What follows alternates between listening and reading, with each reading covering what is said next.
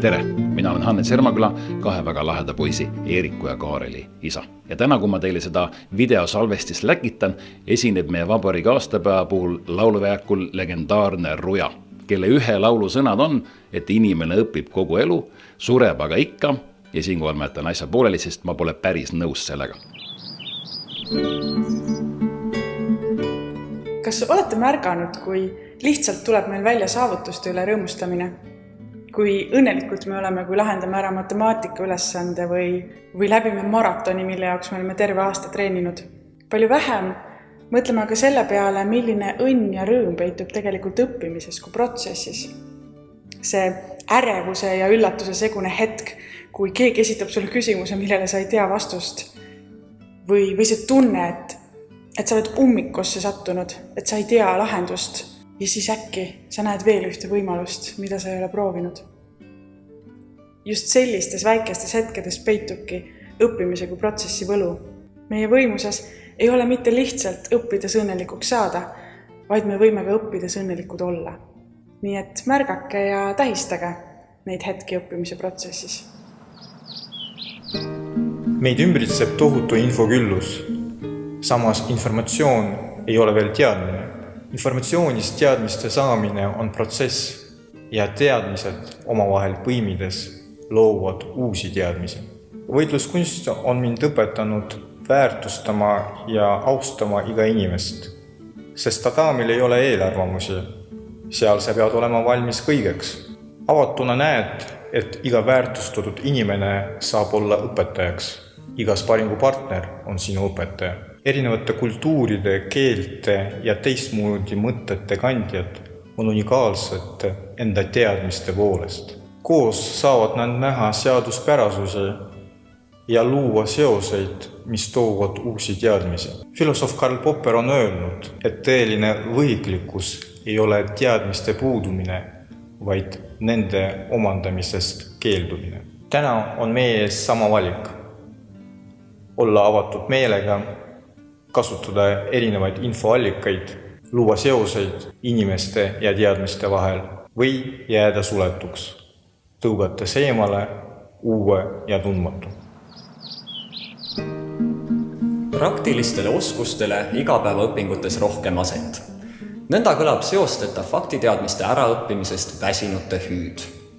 Ometi ei ole mõistlik õppija tervikliku arengu seisukohalt treenida üksikuid konkreetseid operatsioone. Kuidas siis ületada see näiline lõhe teooria ja praktika, teadmiste ja oskuste vahel? Usun, et õige on suunata teravik mõistmisele, olemuslikule arusaamisele, mis haarab endasse mõlemad komponendid. See on oskav teadmine ja teadev oskamine. Kindlasti on neid, kes on näinud kurja vaeva reaktsioonivõrandite tasakaalustumisega, olgu selle põhjuseks puudujäägid loodusteaduslikes taustteadmistes või praktilistes matemaatilistes oskustes. Kui aga koondada tervikuks teadmine ainemassi jäävuse seadusest ja oskus leida vähimat ühiskordset, olemegi rajanud aluse terviklikule arusaamisele, mõistmisele. Ja milles seisneb selle vägi? See võimaldab paremini seostada uut sellega, millest oleme juba aru saanud, ehk olla õppijatena efektiivsemad ja sisulisemad. Ja just selles sügavuses peitubki ehe rõõm. Raul Reban on öelnud, kui muuta protsess õnnelikuks, tuleb lõpptulemus ise. Nii peres kui ettevõttes. Kui inimene on õnnelik, paraneb ka lõpptulemus. Viimaste aastatega on palju muutunud ja muutub ka edaspidi. Nii see lihtsalt on tänases ühiskonnas. Kõigi osapoolte ootused ja nõudmised koolile on tänasel päeval tohutult kasvanud. Seadnud meie tööle täiesti uued eesmärgid ja lähtekohad. Kuid kas me oleme tänases kontekstis valmis neid kõiki ootusi ka täitma? Kutsun igas klassis, igas koolis, igas linnaosas ja kogu Tallinnas leidma lahendusi, et teha seda põnevat tööd, mida me teeme mõnuga. Kui õpetaja, töötaja, juht on motiveeritud ja õnnelikud oma töös, kandub see doominoefektina edasi lastele, aga ka lapsevanematele. Soovin teile kõigile ilusat Eestimaa suve lõppu ja leidmaks rahulolu ja rõõmu uueks õppeaastaks.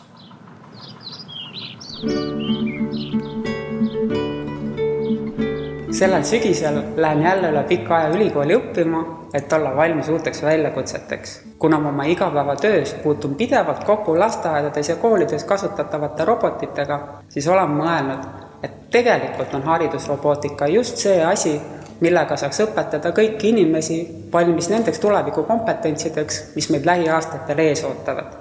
Me ei tea täna nende tööd ametikirjeldusi, mis on olemas näiteks 5 aasta pärast, kuid me saame ennustada, mis on need oskused, mida vajavad nii lapsed kui ka täiskasvanud, et tunda ennast hästi nende tarkade masinate keskel. Kiire robotiseerumine on viinud juba selleni, et aastaks 2020 saab Euroopa Liidus puudu olema üle 500 000 digioskustega spetsialisti ja see tähendab seda, et digitaalse kirjaoskuse omandamine saab olema oluliseks konkurentsieeliseks nii riikidele, tööandjatele kui ka igale inimesele. Mina tunnen igal juhul väga suurt rõõmu, et mina saan õpetada, töötada ja ka õppida valdkonnas, mis kujundab meie kõigi tulevikku. Tänan! Mind teeb õnnelikuks vabadus. Vabadus teha seda, mida me ise tahame. See on midagi nii uut inimkonna ajaloos, et kõik ei peagi kasvatama toitu, kuid me juba ei oska seda hinnata. Hetkel antakse meile kandikul kätte see, mida pole mitte kunagi nii kergelt tulnud. Haridus. Mõned näevad selles kohustust haridusele, aga mina nii ei mõtle. Mina näen selles võimalust. Võimalust avastada, uurida, küsida küsimusi, mida mitte keegi pole varem küsinud, sest nad pole selle peale tulnud või ei ole lihtsalt julgenud küsida. Praegu on meie aeg proovida kõiki asju ja leida see üks asi, millele me pühendame kõige rohkem aega ja energiat oma elust. Ja õppida selgeks see vastus küsimusele. Kes sa oled? Olgu see siis kokk, tuletõrjuja, raku, bioloog või õpetaja.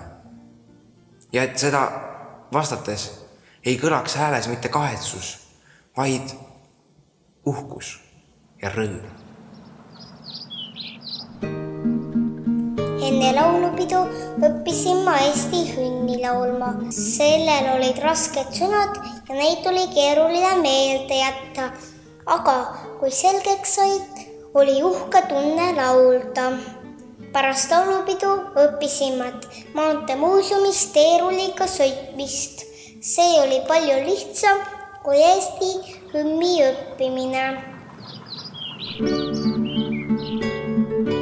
Uuenenud õpikäsitluse järgi on lasteaed koht, kus nii õpetajal kui õpilasel on hea olla. Töötades lasteaias näen, kui oluline on, et lapsel oleks täidetud need 3 faktorit. Turvaline keskkond, rõõmsameelne ja pühendunud õpetaja ning õppeprogramm, mis oleks tema huvidest lähtuv. Lasteaia lapse jaoks on oluline, et õppeprogramm oleks mänguline, huvitav ja kaasahaarav ning füüsiline keskkond, kus ta viibib, oleks võimalikult turvaline ning milles oleks tema arvamusega arvestatud. Seda järgides saab võimalikuks, et laps õpib 3 võimalikul moel, kogedes, kogudes ja kogemata. Selle juures on oluline, et õpetaja oleks eestvedaja ja suunaja rollis ning samal ajal koolitakse end pidevalt. Olles ise rõõmsameelne, positiivne, särav ja avatud õppimisele, on ka lastel rõõmus olla ja see pakub lastele samaväärset õppimiskogemust. Goethe on öelnud, et elus on vaid üks õnn, armastada ja olla armastatud. Järelikult on meil koolis vaja õpetajaid, kes armastavad ainet ja lapsi. Iga juhi ülesanne on täita oma asutused tööd armastavate, pühendunud ja õnnelike inimestega. Sest õnnelikud inimesed suudavad oma armastuse ja õnnega nakatada ka meie lapsi. Teiseks tuleks leida vastus küsimusele. Miks õppida meie koolis? Miks õppida seda ainet? Sest iga õpilane, kellel üks või teine aine ei meeldi või õpetaja ei meeldi, küsib seda küsimust kindlasti. Tüüpiline vastus on, et teil läheb seda elus vaja. Tegelikult ei lähe meil palju koolis õpitud elus üldse vaja. Hea juht, küsi endalt, kas ma tõeliselt armastan lapsi ja seda, mida ma teen? Miks ma seda teen? Mina arvan, et õnnelikuks on võimalik saada ainult armastades seda, mida teed ja õppides seda, mida sa armastad. Sellel aastal peaks olema kõikidel noortel ja lastel veidikene rõõmsam ja toredam õppida. See toob rõõmu ka õpetajatele, sest me pöörame oluliselt rohkem tähelepanu nendel lastele, kes vajavad tuge. Selleks eraldame enam kui 20 miljonit eurot just nende laste toetuseks, olgu need tugispetsialistid, psühholoogid, logopeedid ja lisaks õpetajate palgatõusule on ju ka lasteaiaõpetajate palgatõus, et meil kõik lapsed oleksid juba varakult paremini hoitud ja armastatud. Ja sellega olemegi nii õpetades kui õppides õnnelikumad ja rõõmsam olen ka mina, nii ministri kui emana. Eesti kultuuriruumis ei ole õnnetundest või õnnelikuks olemisest rääkimine just igapäevane teema. Muutuvus ühiskonnas on õppimine loomulik ja püsiv osa elust, olenemata vanusest. Ehk tasuks just seepärast mõtestamist, mis teeb meid endid õppijatena või meie õppijaid õnnelikuks. Mina tunnen ennast õppides õnnelikuna, kui saan nautida õppimist, olla selle keskmes looja, algataja, tegutseja, kui saan ise valida oma õppimise aega ja kohta. Ma ootan, et minu õpetaja on pigem juhendaja, kes märkab minu andeid ja vajadusi, kes loob põnevaid õpiolukordi ja suunab mind. Õnn ei ole miski, mis on valmis. See on meie endi luua. Usun, et seda ka õppimises. Siinkohal on paslik lõpetada hingehoid ja Nathan Haameri mõttega, kes on öelnud: õnn tuleb otsijale, õnnetus ootajale. Soovin teile kõigile selleks õppeaastaks õnnestavat õppimist. Õpetaja kutsestandardis on üheks kompetentsusnõudeks reflektsioon ja professionaalne enesearendamine. Motivatsioon enesearendamiseks sõltub eelkõige õpetajast, kuid ka haridusasutuse juht saab oma töötajad teadlikult suunata arengule ja omavahelisele koostööle. Mõtestatud enesearendamine, mis toimub läbi formaalse ja veel enam mitteformaalse õppimise, loob õpetajas heaolu tunde, aitab ametis püsida ja läbipõlemist vältida. Mängulisus teeb õppimise huvitavaks nii lapsele kui ka õpetajale. Omavaheline koostöö kolleegidega, nagu mentorlus, avatud õppe- ja kasvatustegevuste vaatlus ja analüüs, ühiste parimate praktikate jagamine, ühine uurimine, õpitubade läbiviimine ja seeläbi uute arusaamiste loomine on oluline õppimisallikas, mida peaksime üha enam väärtustama. Mina jään oli sellesuvise noorte laulu- ja tantsupeo tunnuslause. Meie jääme, kui teeme koostööd ja oleme osa ühisest õppivast professionaalsest kogukonnast. Mind on õppimine alati õnnelikuks teinud. Kuigi õppimine on individuaalne tegevus, siis kõige mõjusamad ja meeldejäävamad on minu jaoks olnud just koos õppimise kogemused. Erksalt on meeles mitmed täiskasvanueas läbitud täiendkoolitusprogrammid, kus õppimine oli ühtaegu intensiivne ja väga nauditav. Õpiti koos väikestes püsivates õpigruppides. Ja just suhtluskaaslastega ning koos pingutamine on see, mis õpitavale materjalile nii palju tähenduslikkust ja protsessile nauditavust juurde annavad. Sügisel alustavas avatud koolis hakkavad igas klassis tööle õpetajate paarid. Uskumatu küll, aga mitte ükski õpetaja avatud koolis ei tööta üksi. Olen väga põnevil, millist õppimise naudingut meie meeskond selles koostöises koolis kogema hakkab. Ja õpilaste jaoks samuti on tõeline koos õppimine osa igast koolipäevast esimesest klassist peale. Soovin kõigile algavaks õppeaastaks palju põnevaid õppimiskogemusi ja avatud kaaslasi õppimist toetama. Kui ma olen näinud kaugemale, siis tänu hiiglastele, kelle õlul ma olen seisnud. Nii on öelnud Isaac Newton ja ta ei pidanud silmas mitte ainult teadussaavutusi, mida ta tegi vaid tänu teiste teadlaste varasematele uuringutele, vaid ta pidas silmas ka meeskonnatööd, mis aitas tal saavutada eesmärki ja jõuda tulemusteni. Praegu, 300 aastat hiljem, on meeskonnatöö veelgi olulisem igas ametis, igas rollis. Meeskond on nii tugev kui igaüks, kes on selles meeskonnas. Ja igaüks meist on ainult nii tugev, kui on meeskond, milles me oleme. Lihtne öelda, väga keeruline praktikas teha. Ja kool on just see koht, kus kohas me õpime, et teadmised on meie igaühe isiklikud, kuid tulemuste saavutamiseks peame tegema tööd meeskonnana.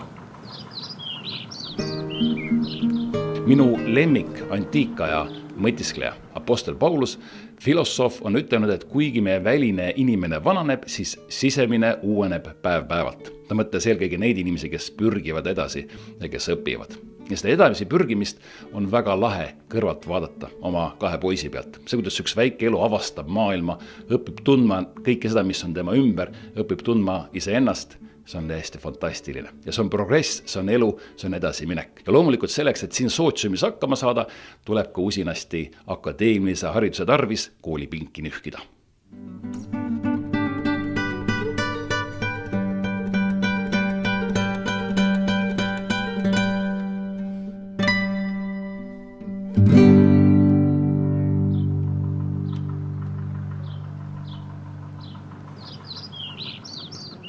Kõige olulisemad on õppimise juures käed ja jalad, sest nendega õppisin ma kõndima ja jalgrattaga sõitma.